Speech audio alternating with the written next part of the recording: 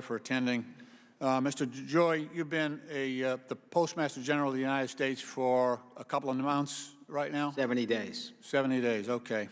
So I've been a member of this committee for about 20 years, and since my mom and two of my sisters, a bunch of my aunts, cousins, my in-laws, all worked at the post office.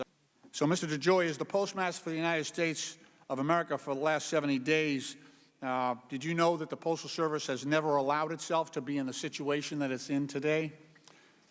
Throughout the Postal Service history, there's been a tradition of reliable delivery from the very beginning, Article 1, Section 8, Clause 7 of the United States Constitution. Going back to Ben Franklin, our first Postmaster General, the Pony Express has been mentioned before. I was actually watching a Ken Burns special last week, and he had these heart-wrenching letters that were back and forth from soldiers during the Civil War. So even at a moment when the country was at war with itself, the mail was delivered. During the First World War and the Spanish flu influenza of 1918, through the Great Depression, millions of people out of work, 1,000 bank failures, the mail was delivered on time.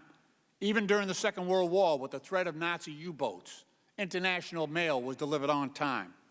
Just so happens I was elected on 9/11, the day of the terrorist attacks on our nation, a god-awful day. Some people forget, in the days after 9/11, we had direct anthrax attacks on the United States Postal Service. We lost two brave postal workers, Joseph Cursine and Tom Morris, down at the Brentwood facility here in D.C. from anthrax inhalation. You sent out a letter, embarrassingly, in July to 46 states that said the post office can't guarantee that we can deliver the mail in time for the elections in November. And we have reports from across the country. As you acknowledge, service has been delayed and the mail is piling up. You have ended a once proud tradition. As a member of this August committee, I'm supposed to ask you a question.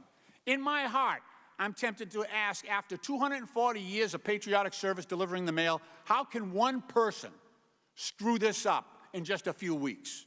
Now, I understand you bring private sector expertise. I guess we couldn't find a government worker who could screw it up this fast. It would take them a while.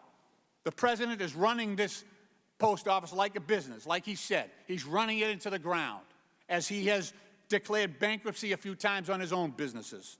In an effort to apply the facts, the real facts, not the alternative facts, based on what you have actually done, one can only reach, as a fact finder, we can only reach two conclusions. One, either through gross incompetence, you have ended the 240-year history of delivering the mail reliably on time, or the second conclusion that we could gather is that you're doing this on purpose and that you're deliberately dismantling this once proud tradition. The gentleman's time has expired. The gentleman may answer his question.